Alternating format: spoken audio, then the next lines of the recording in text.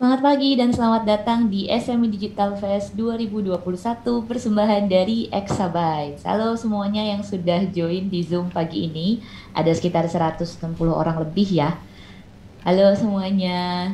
Kayaknya tadi saya sempat cek, nggak hanya dari Jabodetabek, tapi juga ada yang dari Bandung, Purwokerto, terus juga, ya halo Tangerang Selatan, Semarang, Surabaya, Kediri, dan juga ada yang dari Pekanbaru, ada yang dari Jambi, Solo.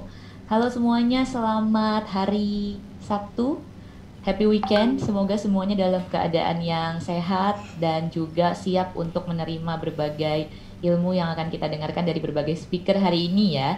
Dan karena acaranya akan nanti sampai sore, jangan lupa untuk teman-teman bisa nyiapin cemilan atau bahkan sekarang masih ada yang mungkin sambil sarapan di rumah.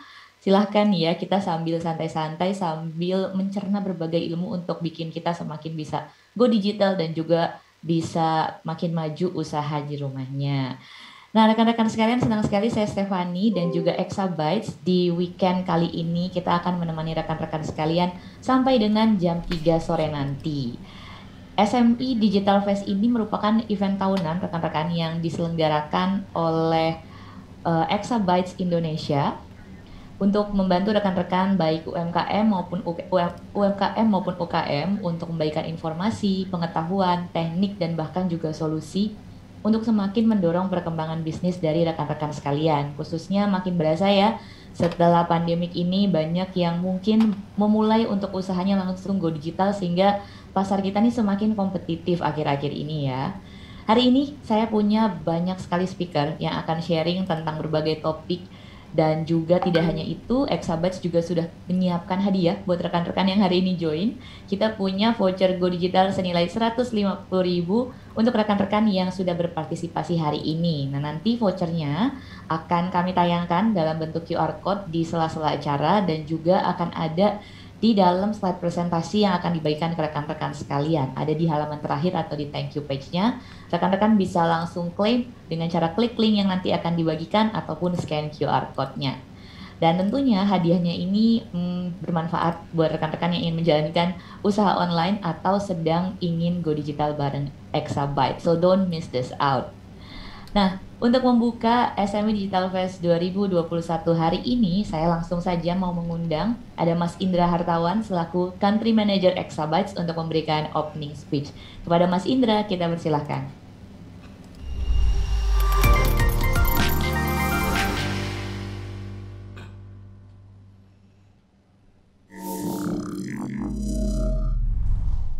Ya, assalamualaikum warahmatullahi wabarakatuh. Selamat pagi rekan-rekan semua. Semoga kita diberikan kebaikan ya di pagi ini, diberikan kesehatan dan lagi-lagi mungkin diberikan juga kesiapan untuk menerima nih berbagai informasi yang terbaru dari para pembicara yang ada di sini dan juga informasi-informasi aktual lainnya. Dan mungkin sebelum saya mulai, saya mau berterima kasih kepada semua yang terlibat dalam event SME Digital Fest di pagi hari ini sampai nanti ya sampai jam 3 sore harusnya ya. Di sini ada Pak William Yang yang sebagai Vice Chairman of IT and Fintech dari Kadin ya. Kemudian ada Mas Nur El Ihsan juga sebagai founder dan CEO dari Bara Imaji ya. Terus kemudian juga dari William Prahara di sini dari Business Development and Global Partnership dari Traveloka. Dan ada juga Rizky Nur Hadi ya sebagai marketing manager dari Zendit, dan ada juga Senandika Pasca Riyadi ya sebagai deputy head OKK ya atau dari sahabat UMKM ya, dan beliau juga sebagai CEO dari Warung Lima Rasa. Ada juga dari Mas Albi ya, dari Mas Albi Padma Kusuma sebagai co-founder dan business director POT Branding House. Dan yang terakhir tapi juga nggak kalah menariknya, nanti ada Mas Nico Julius, Instagram expert ya, dia dari social media marketer.id ya.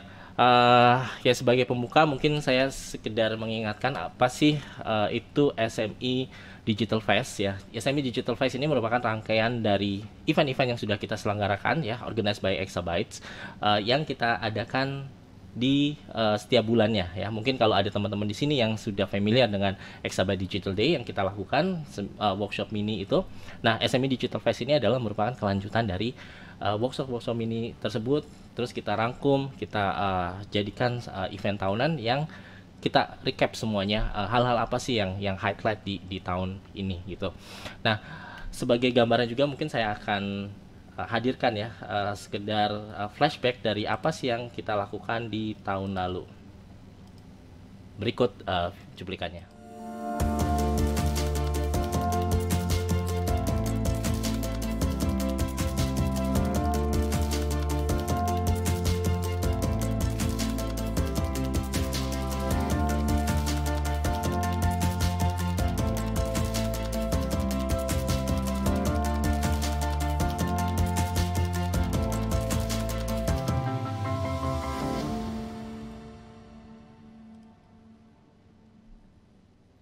Nah, itu tadi cuplikan sedikit tentang SME Digital Fest yang kita lakukan tahun lalu. Dan tahun lalu itu merupakan SME Digital Fest pertama yang kita lakukan dan sudah dalam format webinar atau digital karena pada saat itu tahun lalu ya, tepat 1 tahun lalu kita di dunia ini mengalami yang namanya pandemi, dan tepat 1 tahun lalu kurang lebih ya di Juni 2020 ada satu hal yang unik di perkenalkan ya waktu itu oleh Presiden Jokowi juga, kita memasuki babak yang namanya the new normal ya. Jadi ada banyak hal yang berubah di situ, terutama dalam hal kita berinteraksi, dan yang paling penting lagi mempengaruhi industri ya. Jadi ditandai ada 4 karakteristik ya di industri ini yang berubah. Yang pertama adalah hygiene dan sanitation gitu ya. Jadi bisnis lebih fokus ke hygiene dan sanitation, low touch ya, ada juga less crowd dan less mobility. Jadi ada beberapa hal yang berubah dari hal-hal yang sebelum terjadinya new normal ini. Nah, low touch ini misalnya ya, dengan retail itu memberlakukan apa yang namanya safer experience ya. Jadi mereka adanya protokol kesehatan dalam apa namanya kontak fisik gitu ya, ketika ada visitor belanja ke supermarket atau retail store lainnya. Nah, hal-hal ini merupakan yang mereka implementasikan. Juga ada juga less mobility, artinya makin kesini makin banyak bisnis yang memanfaatkan teknologi digital ya, baik itu dalam seperti yang kita lakukan seperti webinar, online meeting gitu kan, virtual tour misalnya ya kalau itu di bidang traveling gitu ya. Terus kemudian juga less crowd, itu juga mungkin bisa ditandai dengan adanya lebih meningkatnya e-commerce activity ya, baik itu penjualan secara online, order food secara online dan lain-lain. Terus kemudian ya itu adalah beberapa hal ya yang menandai berubahnya era sebelum new normal ke new normal. Nah, kali ini SME Digital Fest juga ingin fokus ke 3 hal poin penting yang dihadapi oleh SME atau bisnis di Indonesia. Yang pertama adalah kita learn ya, kita learn dulu apa yang sudah terjadi, kemudian pertama kita experience dulu ya, terus kemudian kita learn dari experience itu, kita belajar hal-hal apa yang memang works, hal-hal apa yang mungkin menjadi opportunity, hal-hal apa yang memang sudah harus kita implementasikan gitu kan di era new normal dan sampai saat ini gitu kan. Terus yang terakhir adalah recover. Nah, tahun 2021 ini saya yakin ini adalah tahun dimana kita semua ya, baik itu SME, baik itu bisnis, itu merecover aktivitasnya ya. Jadi tidak hanya menunggu, tidak hanya melihat kapan pandemi ini akan berakhir, tapi kita juga sudah mulai take action untuk recovering our business, recovering ourselves, dan healing dari hal-hal yang tahun lalu kita rasakan. Nah, ini ada beberapa data menarik yang saya kemarin lihat ya. Yang pertama adalah mengenai pandemi ini, 82,9% SME ya atau UMKM ini terdampak oleh adanya pandemi ini. Dan ada beberapa dampak yang terlihat, yaitu turunnya omset sudah pasti, sehingga memaksa para UKM ini melakukan beberapa hal, misalnya mengurangi produksi, mengurangi karyawan, sampai mengurangi jenis pemasaran ya. Nah, tapi ada juga beberapa hal menarik nih selama pandemi yang saya lihat di kata data ya. Itu ada beberapa hal, contohnya seperti ternyata UMKM saat ini sudah lebih 84% ya, 84% kurang lebih ya, telah menggunakan smartphone dengan koneksi internet untuk melakukan penjualan. Nah, ini data yang menarik. Terus kemudian dalam melakukan pemasaran ya, 60,2% ternyata sudah melalui sosial media, dan 54% itu mempromosikan barang dan jasa menggunakan internet, dan juga ada yang memasarkan melalui marketplace atau memanfaatkan platform digital lainnya untuk bagian dari bisnis mereka. Nah, ini hal-hal yang mungkin kita tidak bisa istilahnya menutup mata dengan itu ya. Dan makanya di SME Digital Fest ini kita mau memberikan informasi-informasi mengenai SME digitalization lah. Terus berikutnya di sini juga kita melihat ada beberapa hal yang menarik ya. Salah satunya adalah kendala ya. Kalau saya lihat kendala kenapa atau kendala usaha ya melakukan pemasaran lewat internet. Ada beberapa hal yang perlu digarisbawahi, yaitu tidak siapnya mereka ya atau UMKM dengan digital ini. Dan ini mungkin satu hal yang harus kita hadapi bersama, dan kita juga harus berkontribusi untuk membantu dalam hal ini ya. Dan salah satu yang paling penting juga yang saya lihat di data tersebut adalah untuk penjualan UKM tersebut ya, selain sosial media ya, memiliki website sendiri juga merupakan salah satu alternatif yang mereka lakukan untuk menambah channel pemasaran di era pandemi. Dan ini hal-hal menarik yang mungkin nanti bisa kita lempar sebagai topik ya, mungkin di panel discussion nanti. Nah, ini yang terakhir sebelum saya tutup ya, untuk point recovery yang saya mau highlight adalah Indonesia sendiri memiliki potensi yang sangat besar ya, terutama untuk digital ekonominya. Kalau dari data di sini ada sekitar 64,19 juta UMKM ya. Nanti mungkin Pak William bisa lebih mengkoreksi kalau ada data yang kurang ini. Tapi ini merupakan data terakhir yang saya cek ya. Dan di mana ya dari besaran UMKM tersebut ternyata kita ini termasuk salah satu yang, bukan salah satu, tapi memang yang terbesar potensi digitalismenya ya, atau nilai ekonomi digitalnya di Asia Tenggara ya. Dan ini kemarin kalau saya tidak salah lihat datanya adalah potensinya sekitar 40 miliar ya.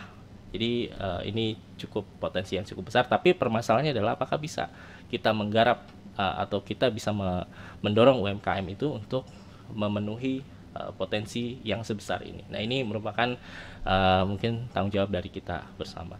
Ya, mungkin itu beberapa hal yang saya sampaikan sebagai pembuka di SME Digital Fest 2021, dan mudah-mudahan ya event ini bisa menjadi tadi ya salah satu alternatif buat SME yang mau mendapatkan insight terbaru atau masih bingung gimana cara mendigitalisasi bisnis mereka ya.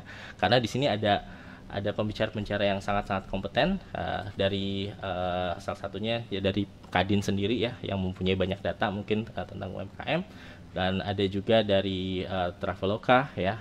Ini saya juga sangat salut ya dengan beberapa inovasi mereka yang dilakukan di selama pandemi, kayak contohnya ada online experience juga, ada each delivery.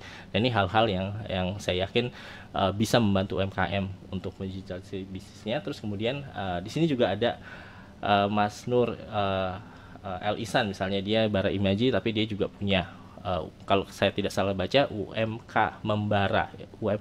Nah, ini juga dia punya solusi yang cukup inovatif ya buat UMKM. Dan masih banyak lagi ya yang maaf saya tidak bisa sebutkan satu persatu, tapi balik lagi ini hal-hal yang tadi mungkin kita bisa lakukan bersama untuk membantu para UMKM. Oke, mungkin itu aja, saya kembalikan ke Mbak Stefani sebagai MC kita hari ini. Terima kasih. Assalamualaikum warahmatullahi wabarakatuh.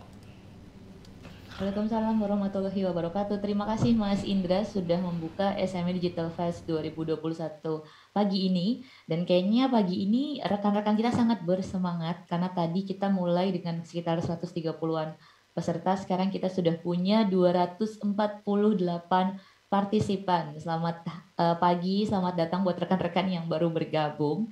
Nah, kita sebentar lagi akan masuk ke speaker yang pertama untuk rekan-rekan yang ingin bertanya kepada speaker-speaker kita nantinya bisa langsung drop pertanyaan kalian di kolom Q&A box yang ada di Zoom. Nanti kita akan coba bacakan di akhir sesi dan akan kita jawab bareng-bareng bersama dengan speaker kita. Nah, seperti yang tadi Mas Indra sampaikan, jadi karena pandemi COVID-19 ini banyak telah mengubah berbagai hal ya di sekitar kita, termasuk juga di dunia bisnis. Apalagi bisnis yang berkaitan dengan basic needs kita, salah satunya adalah F&B bisnis. Apa saja sih tips dan trik untuk rekan-rekan yang ingin atau bahkan sekarang nih sedang menjalankan F&B bisnis? Nah, pembicara kita yang pertama adalah seorang pelaku bisnis di bidang kuliner yang sudah memiliki berbagai bisnis mulai dari fashion, kuliner hingga jasa dan saat ini berhasil membawa Warung Lima Rasanya untuk mendapatkan gelar kafe dan resto yang melestarikan bahasa Indonesia dan mendapatkan penghargaan dari Balai Bahasa Jawa Barat tahun 2020. Ada Mas Senandika Pascaryadi, Deputy Head OKK atau Sahabat UMKM, dan juga CEO Warung Lima Rasa. Beliau akan membawakan tentang Create and Maintaining F&B Business in Pandemic Condition through a Digital Platform.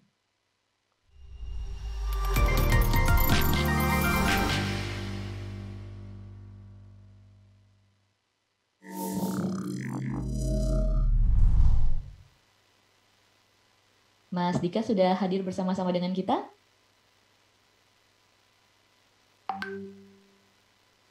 Oke, masih menunggu untuk dijadikan panelis. Nah, untuk teman-teman yang sekarang menjalankan atau mungkin baru kepikiran nih, baru dapat resep dari mertua ya mungkin atau dari orang tua, kemudian berniat untuk bikin bisnis F&B di masa pandemik ini nanti mungkin boleh banget tanya-tanya ke Mas Dika ya, karena dengan berbagai pengalaman yang beliau punya, memang tidak hanya di F&B saja, dia sudah malang melintang di industri yang lain juga.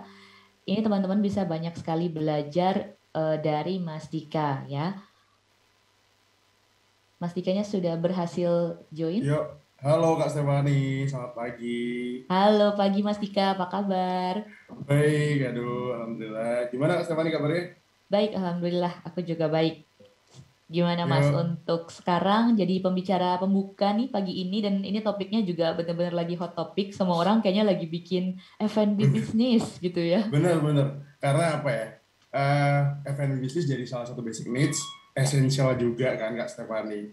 Jadi banyak banget yang memulai usahanya mungkin ketika teman-teman fresh graduate dan segala macam teman-teman yang masih muda-muda coba untuk masuk ketika 2020 sampai 2021 kemarin dan ternyata ada pandemi pasti akan menjadi hal yang sangat mengagetkan pastinya bikin shock ya itu tapi semuanya harus dihadapi bareng-bareng ya pandemi ini kita rasain bareng-bareng juga dan di sini mungkin aku akan bagikan tips and triknya buat teman-teman yang ngejalanin bisnis F&B ketika di masa pandemi gitu Kak Iwan.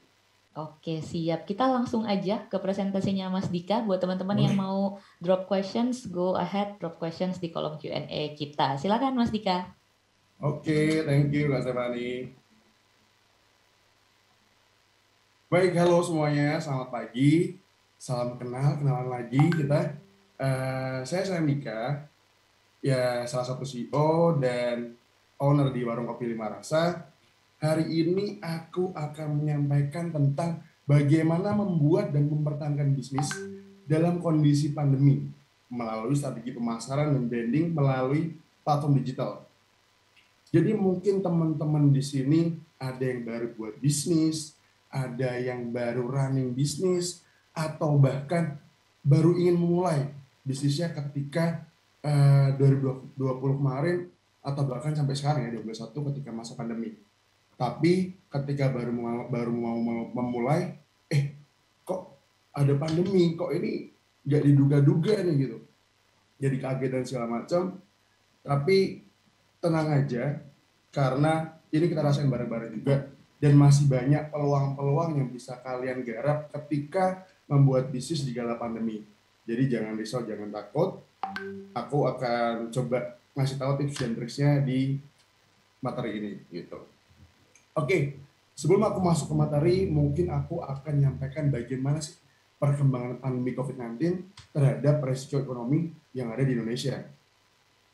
Kita bisa lihat bareng-bareng bahwa memang saat pandemi sekarang ini itu berpengaruh banyak terhadap ekonomi yang ada di Indonesia.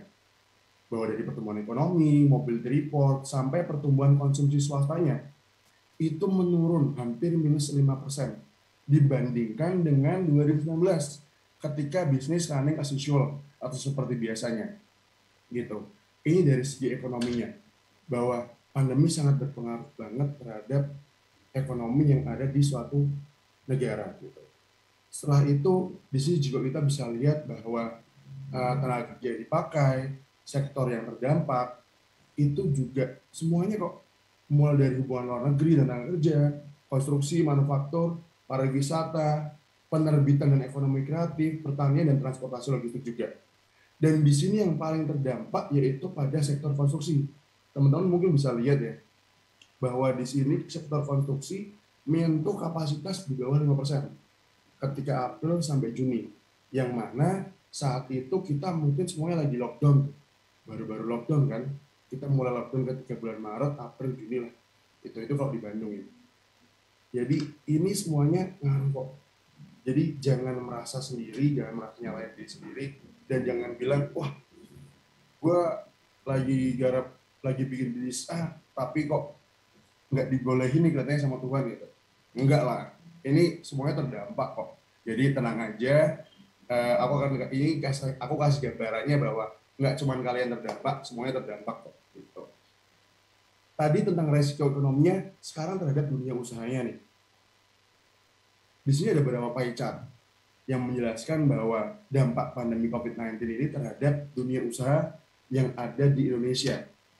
Pie chart yang pertama ngasih tahu bahwa sebanyak 56,7 sektor usaha menyatakan kesulitan likuiditas sebesar 76-100%, yang mana berarti bahwa perusahaan tersebut kesulitan untuk membayar biaya operasional sehari-harinya untuk usaha.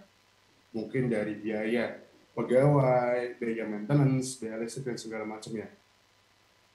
Hampir lebih dari setengah usaha yang ada di Indonesia terdampak karena pandemi dan kesulitan untuk membayar biaya operasionalnya.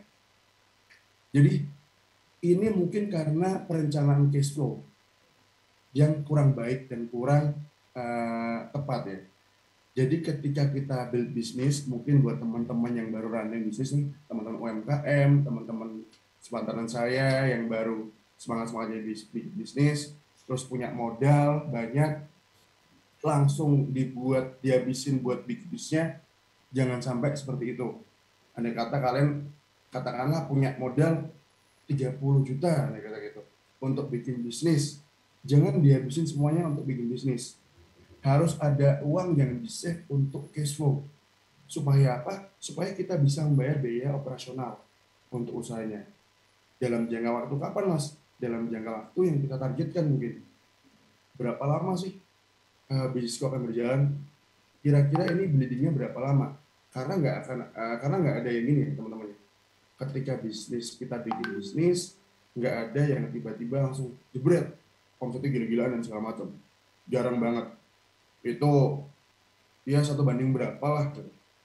At least kita sudah bikin perencanaan terlebih dahulu. Gue punya 30 juta, gue harus bikin bisnis, ngemulainya ngerunning 15 juta dulu. Jadi gue punya sisa uang 15 juta, yang mana 15 juta ini bisa buat gue bertahan ketika ngerunning atau ketika ngerintis bisnis ini selama 3-4 bulan. Mungkin seperti itu. Itu gambarannya. Nah, dari pie chart ini atau dari info yang saya tambahkan di sini, kita bisa tahu bahwa cara kesulitan untuk membayar biaya operasional, akhirnya banyak perusahaan yang telah menjual asetnya. Di pie chart ini disampaikan bahwa 38,3% perusahaan telah menjual asetnya sebanyak 56-100. Jadi hampir lebih dari setengah aset perusahaan dijual untuk perusahaan bisa survive ketika masa pandemi ini. Gitu. Jadi masih banyak yang lebih apa ya, masih banyak teman-teman di sana, kalau teman-teman ngerasa gini ya, sorry, teman-teman ngerasa, wah kok gue gini banget ya, usaha gue susah banget, ini kok hampir kesana kemarin segala macam, gue hampir habis duit dan segala macam. Ini ada yang lebih gila lagi teman-teman, perusahaan-perusahaan gede yang punya aset banyak dan segala macam, dia sampai harus menjual asetnya untuk bisa membiayai operasional sehari-hari untuk usaha itu. Jadi dari sini kita bisa tahu bahwa ya lagi-lagi kalian nggak sendiri, masih banyak di luar sana yang lebih chaos mungkin, atau mungkin kita juga nggak tahu kayak gimana strugglingnya. Semuanya sama-sama struggling, semua berbisnis di era pandemi sama-sama struggling. Kita sama-sama mempelajari hal baru, yaitu pandemi. Kita gimana cara nge-recovernya, gimana cara melihat peluangnya, kita sama-sama belajar semuanya gitu. Oleh karena itu, dari pandemi ini akhirnya berdampaklah terhadap kita para pebisnis. Aku di sini ambil 3 poin yang mana banyak dirasakan oleh teman-teman sepertinya, atau teman-teman yang baru rintis dan segala macamnya, baru rintis, baru jalan, baru nikmatin omset yang gede-gedenya mungkin sebelum pandemi. Inilah yang terjadi. Menipisnya keadaan finansial yang pertama. Itu untuk keadaan finansial pribadi ya. Karena mungkin sebagai small business, owner small business atau owner UMKM, kita masih menggunakan dana kita pribadi untuk ngerunning bisnis kita. Jadi alhasil ketika ada pandemi, ketika ada masalah, ketika ada kesulitan untuk membayar sesuatu operasional atau hal-hal beban lainnya yang ada di bisnis kita, kita pasti akan ambil dari uang pribadi kita. Wah, berapa ya uang pribadi kita ambil untuk operasional, ya kan? Pasti itu akan mengakibatkan menipisnya keadaan finansial kita, dan mungkin nguras tabungan dan segala macam. Itu pasti untuk kita survive. Dan akhirnya timbullah insecure juga, atau kekhawatiran sendiri tentang mengambil keputusan, terus kebingungan dan segala macamnya. Itu dampak yang terjadi memang. Itu kan nggak sendiri, semuanya juga seperti itu. Jadi oleh karena itu ada beberapa solusi buat teman-teman yang merasakan hal ini semuanya. Aku akan bahas di slide berikutnya, yaitu solusi mengelola bisnis di era pandemi gitu. Yang pertama, karena kalian tidak sendiri, jadi perbanyaklah sharing dengan pebisnis yang lainnya. Nggak harus satu lini bisnis bidang yang sama, nggak harus. Kalian juga bisa sharing sama berbagai macam pebisnis, tapi alangkah baiknya oleh bisnis yang sama ya. Andai kata contohnya aku kedai kopi gitu, coffee shop, berarti ya kita harus sharing dengan coffee shop yang lainnya yang ada di Bandung. Kayak gimana sih kondisinya? Kalian kayak gimana sih kondisinya? Gimana sih planningnya? Itu nggak apa-apa. Kita cerita aja sama mereka, kita sharing-sharing aja. Mungkin ada yang malu atau ngerasa masih ada yang gengsi dan segala macam ya. Karena wah nanti kedai kopi gue atau bisnis gue kelihatan lagi chaos nih. Semuanya lagi chaos kok. Jadi tenang aja gitu. Kita sama-sama belajar juga bareng-bareng di sini. Antar pebisnis saling-saling belajar juga gitu. Jadi nggak apa-apa, sharing aja dulu. Mungkin dari sharing tersebut ada insight-insight baru gitu. Kita mungkin punya plan A terhadap bisnis kita, gitu. Kedai kopi A punya plan A. Ketika kita sharing dengan pebisnis kedai kopi yang B, mungkin dia punya planning lainnya lagi, gitu. Oh, planning B, gitu. Dan mungkin dari planning tersebut bisa nambah insight kita. Bayangin kalau kalian sharing dengan 3 kedai kopi lah ya, atau 3 pebisnis yang lainnya, dengan 3 insight yang berbeda dalam menanggapi pandemi ini. Kalian sudah punya 4 insight ditambah dengan bisnis kalian, dan itu bisa kalian kelola bareng-bareng lagi, yang mana bisa timbul motivasi baru, kita bisa mikir lebih enak. Mungkin dari sharing tersebut timbullah kolaborasi, yang mana bisa berpengaruh besar terhadap omset kalian, terhadap bisnis kalian. Yang kedua adalah pandemi merupakan waktu kita untuk mengevaluasi bisnis. Yang kemarinnya kita mungkin gas-gas terus gitu. Wah, ini ada ini gas, ini ada ini gas. Wah, rencana ini digas. Ketika pandemi, mungkin kita akan sedikit ngerem dan mengevaluasi bisnis kita lagi. Ada yang salah nggak ya? kok gue bikin ini kemarin gue gas lancar-lancar aja, ketika sekarang kok berbeda gitu. Nah, disinilah tahap kita untuk mengevaluasi diri kita gitu, dengan baik mungkin dari sistemnya, terus apakah kita perlu memperluas pasar lagi, apakah kita perlu membuat inovasi produk baru lagi. Di situ dijelaskan semuanya, kita ngevaluasi bareng-bareng dengan tim. Mungkin di sini jadi yang sebelumnya kurang dekat dengan tim, kurang sering ngobrol, jadi sering ngobrol karena kita share masalah kita bareng-bareng dalam bisnis ini. Ada baiknya kok teman-teman gitu. Dan yang ketiga adalah jangan pernah capek untuk riset atau cari tahu kebiasaan konsumenmu di era pandemi, lalu beradaptasilah. Yang kita tahu bahwa habit ketika pandemi itu sangat berbeda jauh dibandingkan dengan kondisi normal. Beda banget. Yang mana orang-orang mungkin ke kedai kopi itu bisa tiap hari gitu kan. Wah, bikin kopi, pengen ngopi dan segala macam bisa tiap hari. Karena pandemi dia nggak bisa keluar dan segala macam. Itu jadi jarang ke kedai kopi. Mungkin jarang ada yang ngopi.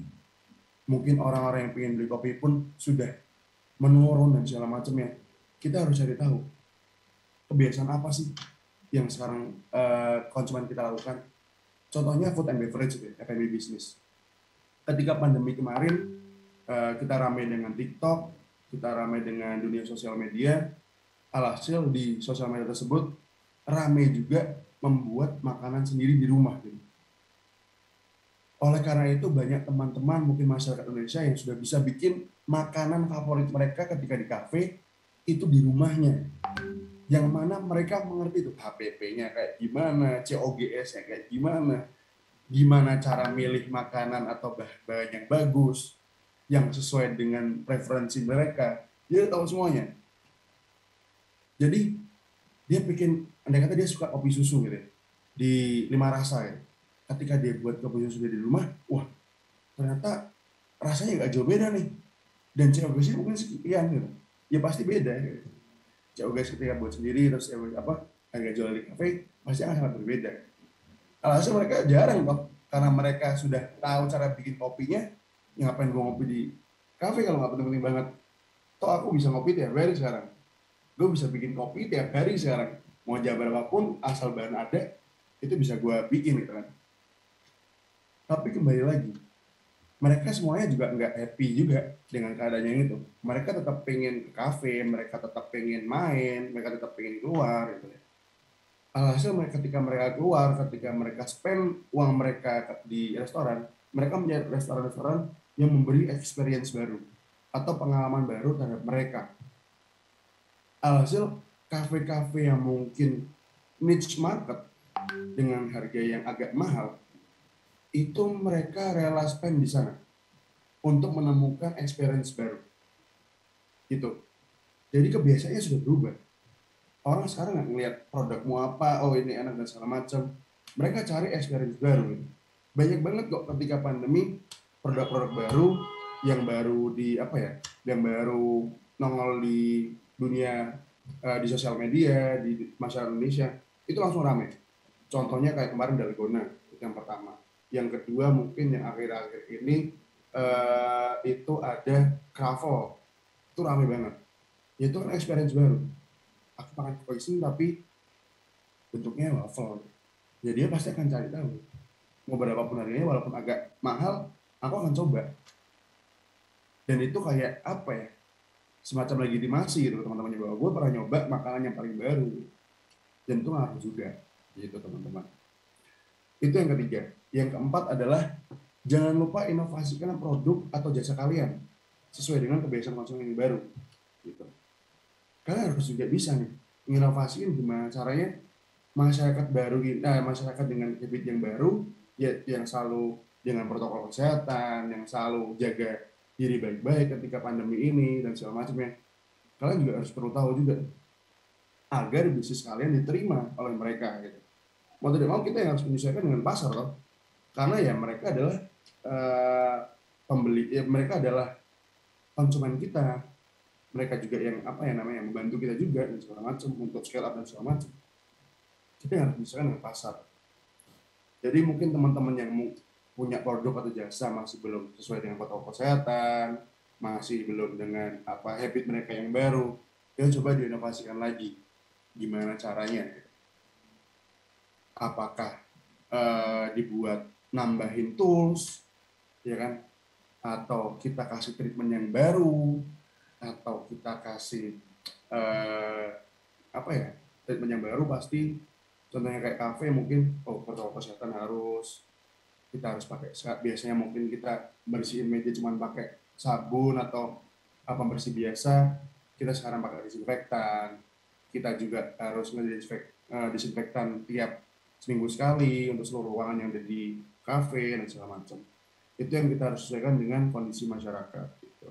Dan yang terakhir, yang kelima, ini yang paling banyak mungkin teman-teman juga agak risky juga ya, agak tricky.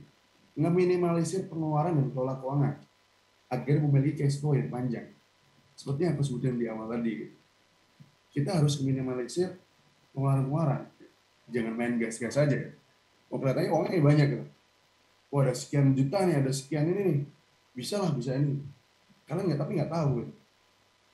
Untuk andai kata buat nge-running satu inisiasi yang baru, kalian harus kelola juga tuh, dihitung betul-betul. Better mana inisiasi yang baru atau tetap dengan gaya yang sebelumnya, gitu. Gimana cara untuk penetrasi market lagi, gitu. Itu harus dihitung betul-betul. Karena cash flow is king saat ini ya. Kita harus tetap survive nih. Sampai nantinya pelan-pelan recover, pelan-pelan menjadi lebih baik dan segala macam. Ketika cash flow habis atau cash flow-nya pendek gitu ya, itu ngeri banget buat bisnis. Pasti kita nggak bisa ngerunning, sedangkan kita perlu karyawan. Ya kecuali kita bisa ngerunning sendiri, nggak ada kerjaan lain, nggak butuh karyawan dan segala macam, masih bisa dihandle sendiri, it's okay lah. Tapi ketika memang kebutuhan kita sudah banyak, terus operasional juga ada, mungkin ada yang banyak cicilan dan segala macam, tetap harus jaga cash flow-nya ketika pandemi. Jadi di era pandemi ini bisa konklusiin bahwa semuanya dituntut agar lebih kreatif, semua bisnis, dan inovatif untuk mengatasi semua permasalahan dan tantangan. Karena walaupun pandemi ini, pandemi COVID gitu ya, satu gitu ya, tapi tiap bulan tiap triwulan mungkin tantangannya beda-beda yang terjadi. Kemarin 2020 mungkin tantangannya ketika lockdown, terus mulai lagi ke market kayak gimana, terus mulai masuk 2021 market mulai turun lagi, yang sebelumnya Oktober, November, dari September lah itu naik, turun lagi di Januari, Februari, itu beda-beda tuh. Dan harus dengan perencanaan yang sangat matang. Dan kita, yang paling penting adalah kita adaptif lah. Kita nggak boleh kagetan lagi karena ya pandemi ini ya masih ada, gitu. Kita juga nggak tahu kapan selesainya, tapi kita tetap harus survive, kita tetap harus recover, dan segala macam. Lalu setelah itu ada peran besar dalam bisnis ketika pandemi, yaitu peran dari pemasaran dan branding. Ini aku ambil case-nya dari Warung Kopi Lima Rasa ya. Bahwa di sini case-nya adalah pemasaran dan branding menjadi hal yang sangat penting atau krusial ketika masa pandemi. Gitu. Jadi pemasaran melalui sosial media, kolaborasi antar brand, komunitas dan segala macamnya itu sangat penting ketika di masa pandemi. Kita nggak bisa running sendirian. Kita perlu kolaborasi, kita perlu bareng-bareng gimana caranya survive di era pandemi. Terus kita perlu sharing lebih banyak lagi, gitu. Dan kita perlu menginovasikan produk kita pastinya untuk pelayanan sesuai dengan kebiasaan baru konsumen yang sudah jelaskan mungkin di awal tadi. Dan kita butuh pemasaran sebagai ekspansi bisnis. Ada juga gini. Ada juga mungkin teman-teman rasain melihat bahwa bisnis A lagi pandemi kok expand ya? Kok ini pindah bikin cabang ya? Mungkin karena dia kebutuhan pemasarannya harus ekspansi bisnis, jadi mereka melakukan ekspansi bisnis. walaupun mungkin tidak sebesar yang sebelumnya dan segala macam, tapi karena itu merupakan kebutuhan yang krusial, mereka harus loh. Mereka bikin berapa titik baru lagi, mereka bikin cabang baru lagi, dan mereka mencoba ngulik market-market di cabang-cabang baru mereka. Gitu. Yang mana mungkin menurut mereka hal itu bisa menambah atau membuat bisnis mereka survive. Itu mungkin peran dari pemasaran. Dan peran dari branding mungkin adalah yang bisa kita kelola lebih jauh, dan mungkin hal ini simple, hal ini kecil, tapi aslinya ngaruh banget ketika pandemi. Yang pertama yaitu testimoni konsumen, yang biasanya mungkin kita lihat di Google Review atau di platform-platform mana lagi gitu, yang kita biasanya cuma balas, oh ya terima kasih Kak dan segala macam. Mungkin kita harus ngapresiasi lebih pada konsumen dengan dikasih voucher, karena memang lagi pandemi, kita geraknya di GoFood, di GrabFood, di delivery, kita kasih voucher ketika pembelian delivery. Jadi mereka pun juga loyal tuh akhirnya terhadap bisnis kita gitu. Terus gimmick-gimmick yang diciptakan, gimmick ini nggak gimmick dalam arti yang panah atau nggak jelas ya, nggak realistis ya. Gimmick ini maksudku adalah kita buat campaign-campaign, event-event yang mana berpengaruh dengan kondisi yang saat ini. Oh, kondisi lagi pandemi gitu. Berarti campaign sosial yang paling berpengaruh di saat ini. Ya teman-teman bikin campaign sosial, entah nanti bagi-bagi makanan dan segala macam, atau bagaimana, atau dari sekian persen penghasilan akan didonasikan terhadap terdampak pandemi dan segala macamnya, itu juga penting. Nah, branding juga berpengaruh dari kondisi outlet atau tempat jualan kalian. Ketika ada yang dine-in ya, ketika ada tempat yang offline, itu berpengaruh sekali. Aura outlet, terus kebersihan outlet, itu nunjukin bahwa branding kita ke masyarakat, kita bersih, kita sesuai dengan protokol kesehatan, kita sesuai dengan sesuai dengan ekspektasi yang kalian inginkan dan segala macamnya. Selain itu juga ada diferensiasi yang harus diciptakan, dan aktivasi tadi sudah di campaign. Diferensiasi yang diciptakan juga jelas dari branding. Enggak harus kayak gini, enggak harus di sana jualan kopi A, gue bikin diferensinya langsung namanya ke minuman juga tuh. Diferensiasi secara produk. Enggak harus kok. Yang tadi aku sampaikan kayak bagaimana hospitality kita terhadap konsumen, itu juga ngaruh. Itu merupakan diferensiasi diferensiasi kita terhadap kafe yang lain juga, atau kedai kopi yang lain, atau bisnis kita yang lain. Dengan cara hospitality yang baik, dengan cara mungkin ada value yang diberikan, itu akan sangat berpengaruh sekali gitu. Dan orang-orang juga bisa lihat diferensiasinya bahwa di kafe A walaupun ya kopi standar lah gitu, atau kopinya ya masih bisa kita terima lah, masih oke. Tapi karena hospitality-nya oke dan gue nyaman di sana, akhirnya aku akan lebih sering ke sana. Gitu yang penting. Gitu. Nah, untuk mempersiapkan ini semuanya perlu dibuat rencana yang jelas. Mulai dari tujuan kita yang pertama kali. Gitu. Tujuannya apa sih gue pemasaran dan branding ini? Gue mau nyasar apa sih? Bisnisku ini mau ke arah mana sih? Itu yang pertama. Dan yang kedua, pengetahuan tentang konsumen dan target pasar.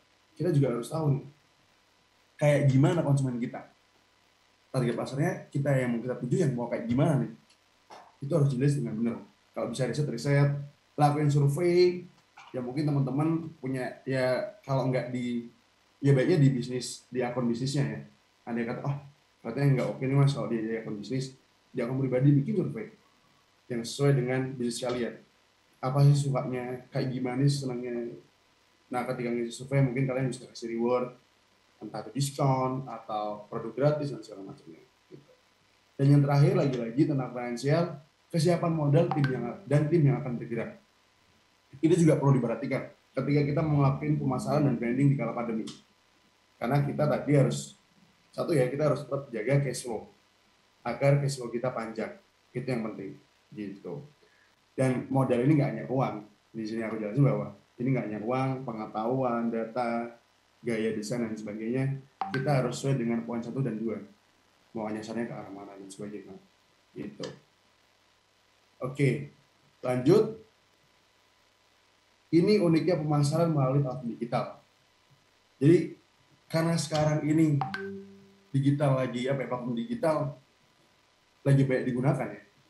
Semuanya mulai dari kita meeting dan segala macamnya, mulai lebih aktif lah, mulai lebih aktif di digital, di sosial media, itu akhirnya menjadi masif. Dan platform digital merupakan satu platform yang bisa ngebawa bisnis kita nggak cuman global doang, tapi bisa nyampe internasional. Gitu.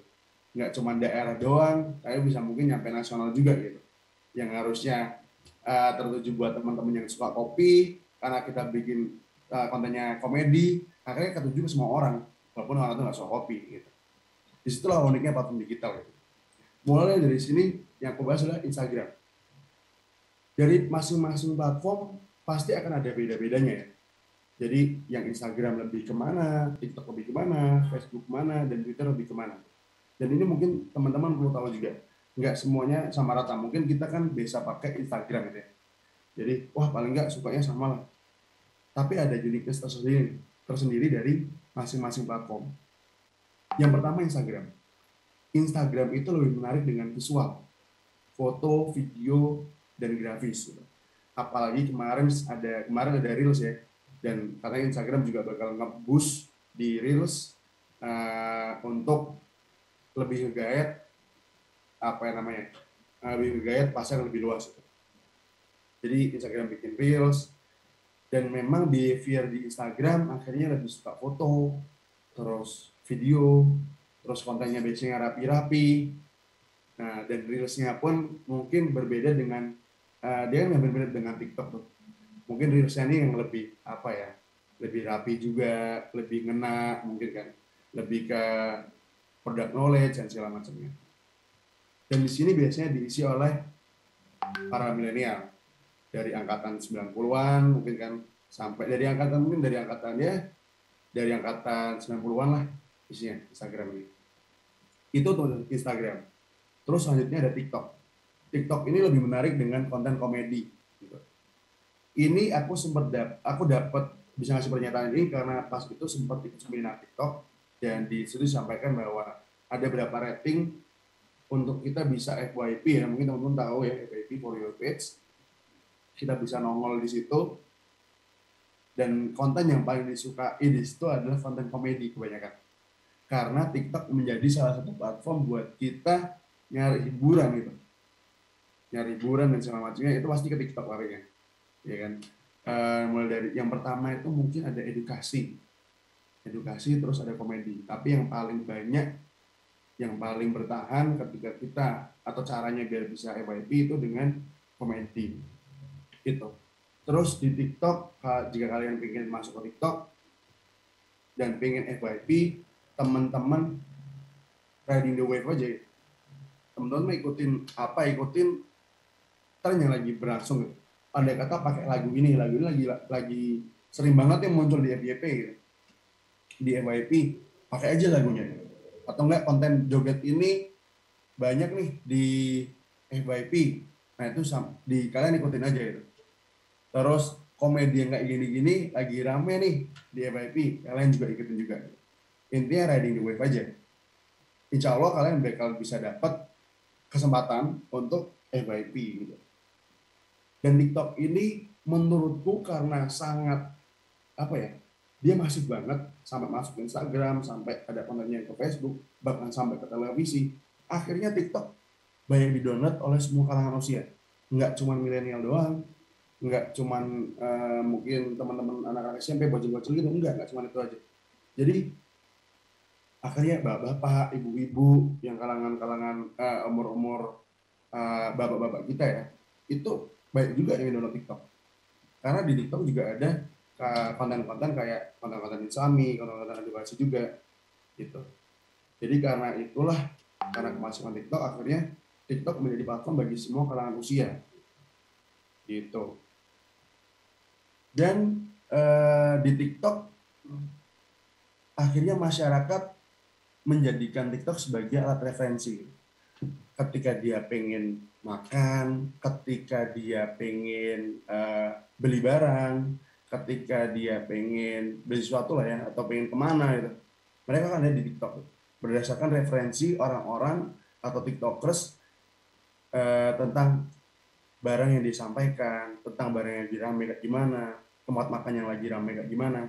Itu mereka semuanya sekarang lihat ke TikTok dibandingkan ke Instagram gitu. Mereka pasti akan nge-search di TikTok dulu. Oh iya nih, gue pengen makan ke A karena kemarin lihat di TikTok. Pasti kebanyakan kayak gitu. Gitu. Itu untuk TikTok dan Instagram. Setelah itu ada di Facebook. Facebook ini ketika kalian bikin konten itu lebih menarik dengan visual, foto, dan teks. Yang mana mungkin ada fotonya sedikit, terus ada teks yang jabarin juga nggak terlalu banyak. Itu juga kembali ke pada tujuan kalian, mau kemana arahnya. Gitu. Ketika kalian bikin konten foto dan teks, itu pasti akan apa ya, orang-orang karena behaviornya di Facebook seperti itu, konten kalian insya Allah akan rame gitu. Akan rame, akan banyak yang lihat karena orang nyaman dan segala macam gitu.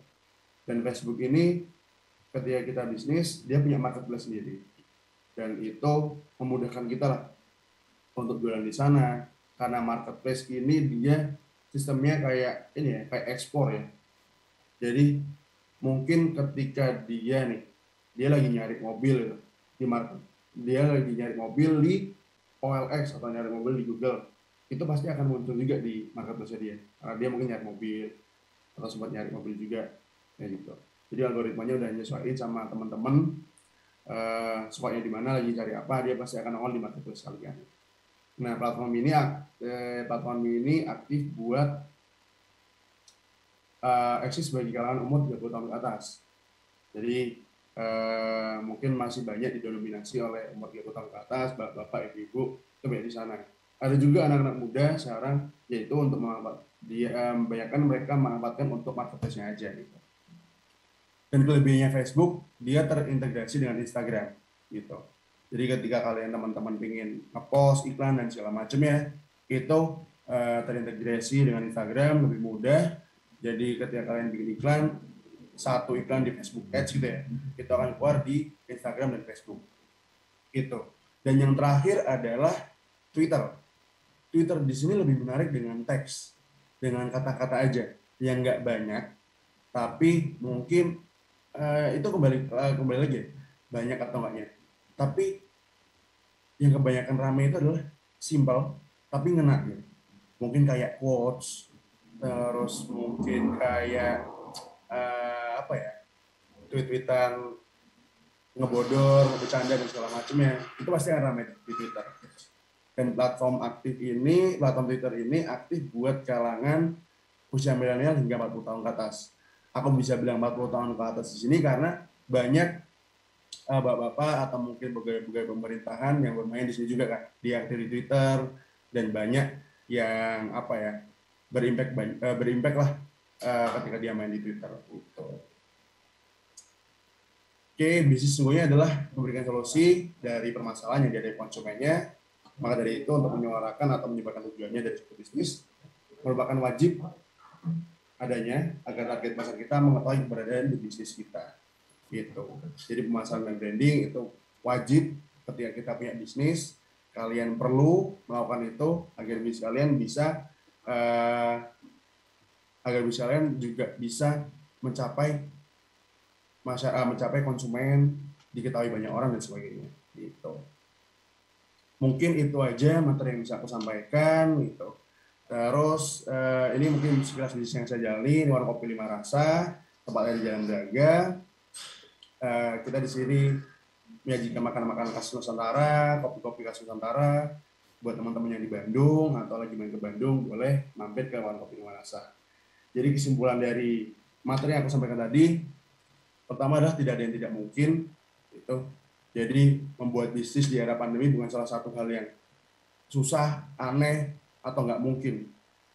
Karena ketika kita berikhtiar, kita akan selalu ada jalannya, akan diberi jalannya juga gitu, oleh Tuhan. Dan kita di sini memang dituntut harus lebih kreatif, harus lebih harus lebih adaptif juga agar bisa jalan di masa pandemi. Sudah jalan di masa pandemi gitu. Dan yang kedua, harus kalian kelola manajemen risiko. Ketika pandemi, semuanya harus dipertimbangkan, semuanya harus terencana dengan baik, semuanya harus dibuat manajemen risikonya dengan detail agar kalian nggak salah ambil keputusan. Dan disitulah pentingnya sharing-sharing. Ketika kalian sharing dengan bisnis lainnya, mungkin itu akan jadi salah satu poin dari meminimalisir risiko-risiko yang ada di bisnis kalian. Gitu. Dan yang terakhir, ketahuilah konsumenmu, karena di sini jadi poin utama, poin yang sakral ketika kamu tahu konsumenmu. Ketika kamu tahu konsumenmu dan tahu gimana cara nge-treatnya, itu akan lebih mudah bisnismu untuk masuk kepada mereka. Gitu. Bisnismu lebih diterima oleh mereka, bisnismu akan lebih buat mereka enjoy dan bikin mereka punya insight baru bahwa, oh gue akan beli A di bisnisnya si inilah. Gitu. Gue akan beli kopi di 5 rasa lah, gue akan beli hijab di sinilah. Gitu. Itu berdasarkan ketika kalian cocok tuh sesuai dengan riset yang kalian sudah buat. Mungkin itu presentasi materi dari hari ini tentang bagaimana cara membuat dan memasarkan bisnis di era pandemi. Terakhir, quote dari saya, kiamat paling dekat adalah saat kita berhenti berkarya. Terima kasih teman-teman semuanya sudah mau meluangkan waktu weekendnya untuk join di kelas Exabyte ini, di seminar Exabyte ini. Semoga semuanya senantiasa sehat-sehat selalu dan diberi kelindungan oleh Allah Subhanahu wa taala. Mungkin itu aja, terima kasih banyak. Aku sampaikan lagi ke MC ya, Mbak Stefani. Silakan Mbak Stefani. Baik, terima kasih banyak Mas Dika. Kita udah punya beberapa penanya nih Mas Dika. Boleh aku bacain ya pertanyaan-pertanyaannya ya. Yang pertama dari Mas Kurniawan Karim. Mas Kurniawan ini bertanya tentang kalau ada nggak sih mungkin platform yang bisa secara digital jadi tempat kita untuk berguru. Mungkin Mas Dika boleh sharing tentang sahabat UMKM atau komunitas yang lainnya Mas, silahkan. Oke, Mas Karim. Banyak banget sih platform, nggak cuma digital ya, untuk kita berguru. Baik juga komunitas-komunitas kalian, yang mungkin kalian juga harus cari tahu ya di kota-kota kalian itu. Baik juga kok komunitas-komunitas UMKM. Nggak cuma sahabat UMKM, nggak cuman mungkin teman-teman tahunya HIPMI yang lagi tren HIPMI, sahabat UMKM, nggak cuman itu kok. Banyak juga komunitas-komunitas, bahkan di Facebook juga ada, itu yang mana isinya pebisnis, yang mana isinya pelaku usaha juga gitu. Jadi Mas Karim mungkin bisa join di komunitas-komunitas tersebut di kota-kotanya masing-masing, dan andai kata teman-teman pengen berguru gitu ya, atau nyari mentor atau belajar hal baru, banyak juga kok platform di digital di website-website tertentu yang mana ngasih tahu berbagai macam materi gitu, yang mana kayak yang aku lihat ya mungkin ada Nega Oster, terus banyak banget sih, ada mungkin Kasih.com dan segala macamnya gitu sih. Itu banyak banget di sosial media, dan itu biasanya ada yang berbayar dan ada yang gratis juga. Jadi Mas Karim mungkin bisa lihat juga, bisa googling, banyak banget Mas platformnya gitu. Oke, nah itu ya untuk Mas Kurniawan, semoga menjawab. Kita langsung ke pertanyaan yang kedua. Pertanyaan yang kedua dari Mas Kowi Yusrizal. Pengen nanya tentang bagaimana mungkin cara pertama untuk meyakinkan seorang investor kalau lagi buka usaha. Nah, planning awalnya tuh seperti apa? Oke. Buat ngajakin investor, kalian perlu tahu dulu nih, sebelum bikin pitch deck-nya ya. Kalian pasti kan harus bikin pitch deck. Kalian harus tahu dulu nih, gaya investornya seperti apa. Investor ini kan banyak banget. Gitu. Jadi kalian harus tahu dulu nih, investornya kayak gimana dulu nih. Gayanya kayak gimana, dia sukanya apa, dalam arti suka ini dalam bisnis yang sudah terjadi, apa yang sudah dijalin sama dia sebagai investor, itu dia suka bisnis yang seperti apa, gayanya kayak gimana tuh. Oh, apakah lebih ke teknologi, apakah yang lebih terinci secara sistem, apakah yang memang trending banget, yang up to date, itu harus tahu juga gitu. Setelah itu, setelah kamu tahu bagaimana background latar belakang si investor, kalian juga perlu menyampaikan di pitch deck data-data atau rencana-rencana kalian dalam buat bisnis. Itu yang jelas gitu. Dan data-data tersebut kalau bisa memang kalian riset sendiri, terus kalian juga sampaikan surveinya kapan, data terbaru kah atau tidak, itu juga perlu disampaikan. Dan supaya lebih yakin juga, kalian yang pasti perlu melampirkan laporan-laporan keuangan kalian, gitu. Laporan keuangan, terus laporan report prestasi kalian selama ini, gitu. Selama ini kayak gimana, terus kalian juga perlu menyampaikan untuk meyakinkan mereka yaitu prestasi kalian mungkin di bidang ini kayak gimana. Itu sih. Ada banyak banget Mbak Kowiyu ini banyak banget cara ngikutinnya. Mungkin teman-teman juga bisa lihat contoh-contoh pitch deck, terus kalian juga bisa lihat juga di YouTube gimana sih cara ngeyakinin yang paling oke. Dan di situ pasti banyak juga kok pembicara-pembicara lain yang bisa menyampaikan atau ngasih tahu lebih detail tentang bagaimana ngeyakinin investor buat berbisnis pemula. Gitu Mbak Kopi. Baik, berarti lebih ke untuk memperlihatkan sebenarnya ketika investor ini join, seperti apa sih nanti keuntungan yang akan terjadi untuk meyakinkannya ke sana ya, Mas Dika ya, kurang lebih. Betul. Dan memang harus apa ya? Kalau dia sangat harus larinya ke keuangan lagi sih Mbak. Jadi ketika aku join di sini, ya kebanyakan investor ya. Ketika aku join ke sini dalam jangka waktu sekian lama ini, ada berapa nih? Gue dapat berapa? Kasih gitu. Dia ngomong kasar-kasarnya aja. Jadi gue dapat berapa sih di sini? Ketika gue invest kalian, gue bisa monetize duit gue sampai seberapa nih? Gitu sih. Dan langkah impact-nya apa sih buat kedepannya? Gitu.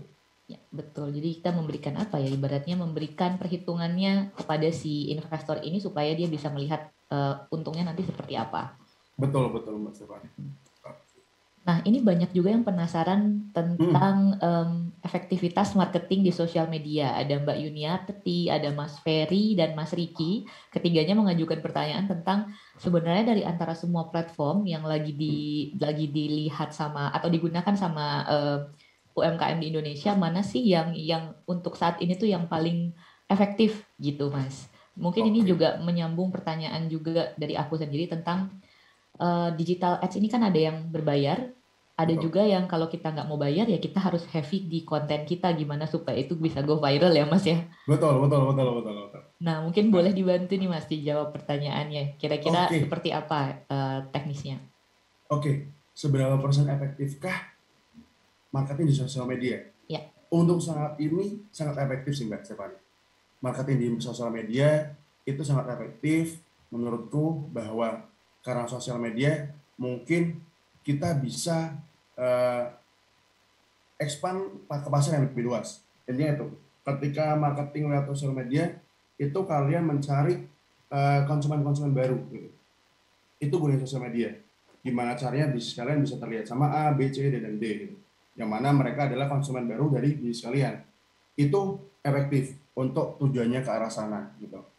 Dan memang andai kata teman-teman pengen tujuannya adalah untuk mempertahankan konsumen yang ada atau membuat repeat order dan segala macam, itu mungkin lebih caranya dengan testimoni, terus gimana caranya kalian hospitality dengan konsumen, terus gimana caranya kalian ada dengan konsumen, menganggap konsumen ini sebagai bagian keluarga mungkin, atau bagian dari bisnis kalian juga gitu ya. Kayak contohnya kedai kopi lebih baiknya ya, itu kalian hospitality terhadap konsumen. Agar konsumen itu repeat lagi kita, datang lagi. Dan ketika mereka nyaman di sini, dia pasti akan datang lagi ya. Apalagi ketika mereka di-recognize gitu. Oh, si Mas Ali nih, gitu. Oh, si Mas Doni nih, yang sering terus kita ajak ngobrol segala macam. Itu dia akan satu ter-recognize, terus dia akan merasa dihargai bahwa kehadirannya dia di kedai kopi tersebut, terus dia juga akhirnya loyal akhirnya, dan dia pasti akan ngajak teman-temannya ketika pengen nyari kedai kopi. Apalagi kita sebagai owner ya, yang oh iya aku owner Lima Rasa, mungkin aku sebagai manajernya atau part of Lima Rasa, menerima mereka juga senang juga gitu. Oh gue ada teman mungkin gitu kan di Lima Rasa di kedai kopi A, akhirnya meluas meluas meluas itu. Betul, itu untuk strategi, untuk apa strategisnya ketika sama kedai kopi. Tapi kalau untuk sosial media itu lebih ke bagaimana caranya kalian uh, nge-expand bisnis, nge-expand target market kalian lebih luas. Terus bisa juga sih kalau mau ngasih tahu kayak apa ya, hospitality dan segala macam, atau kayak gimana sih value kita sesungguhnya dengan sosial media, itu juga bisa kok. Dengan cara mungkin menyampaikan testimoni, mungkin dengan apa ya, menyampaikan testimoni sih kebanyakan sih itu sih Mbak. Dan memang sangat berpengaruh banget sih si sosial media ini untuk sekarang itu. Oke, baik kalau gitu. Ini sepertinya penanyanya masih banyak banget nih, Mas Dika. Mungkin buat teman-teman yang masih punya banyak pertanyaan ke Mas Dika ataupun pengen kepoin Warung Lima Ah, Rasa, boleh ya untuk add Instagramnya Mas Dika di sini ya Mas ya, yang sedang tayang ini oke, ya. bener, Mm-mm. betul Mbak Stefani. Jadi teman-teman yang masih pengen tanya lagi, mungkin ini waktunya terbatas nih, jadi pengen tanya Ya, lagi, boleh DM gue di Senandiaka di Instagram, mau tanya-tanya lebih lanjut, mau sharing-sharing. Aku suka sharing-sharing, jadi jangan malu, jangan sungkan, gue nyantai orangnya, jadi lo punya masalah apa, yuk kita, yuk kalau gue bisa bantu kenapa enggak gitu, kalau kita bisa kolaborasi kenapa enggak gitu. Jadi banyak banget nggak soalnya Mbak, jadi dari seminar kayak gini jadi timbul kolaborasi baru, ya. terus jadi aku jadi punya teman baru juga gitu kan, gitu sih. Iya, Itu sih betul Mbak betul Stefani. betul. Langsung aja di drop pertanyaan di sana, jangan cuman Kak Dika tolong fallback ya. Ah, jangan ya. Jangan cuman minta Bener-bener. fallback ya. Oke. Oke, Thank you banget Mas Dika untuk sip, sharing-sharingnya pagi ini, bermanfaat sekali khususnya mungkin buat teman-teman yang sama-sama. baru mau mulai. Ini ada yang bilang nih Lima Rasa Braga tempat gue nongkrong. Is. Wah, thank you datang lagi Mbak, udah bisa dine in sekarang. Sudah bisa dine in sekarang. Terima kasih Mas Oke, Dika, sukses sehat selalu ya sama-sama. Mas ya. Terima Sampai kasih ketemu kembali Kak lagi. Stefani. Terima kasih semuanya. Kalau dulu diri ya. Bye. Sampai Bye, jumpa thank lagi. you.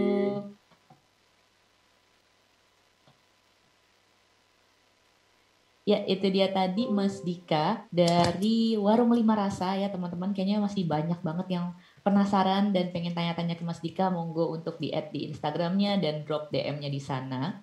Kita masih punya banyak banget pembicara habis ini, tapi aku pengen infoin bahwa Exabytes juga punya hadiah yang bisa ngebantu teman-teman yang lagi go digital, yakni voucher go digital senilai 150.000 yang bisa rekan-rekan klaim di PPT yang nanti akan di-share sama tim Exabytes, atau teman-teman yang sekarang lagi standby nih handphonenya, boleh nih langsung aja di eh, scan QR code yang sedang tampil di layar.